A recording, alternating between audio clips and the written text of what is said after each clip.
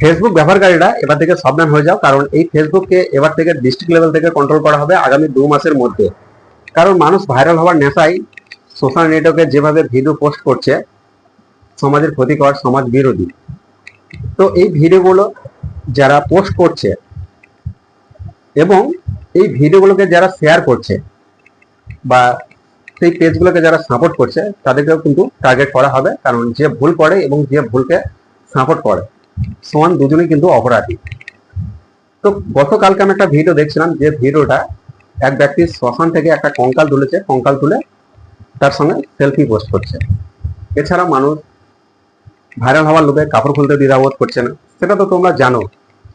এছাড়াও দেখবে মানুষ জীবনে ঢুকে নিয়েও ভিডিও বানাতে দ্বিধাবোধ করছে না, কেউ বালির ভিতরে ঢুকে পড়ছে, কেউ সিমেন্টে ঢুকে পড়ছে, কেউ পুকুরে পাঁঠে গিয়ে ডিগবাজি দিচ্ছে। এই ধরনের ভিডিও সোশ্যাল মিডিয়াকে প্রচুর পরিমাণে দেখতে পাবে, প্রচুর দেখতে পাবে।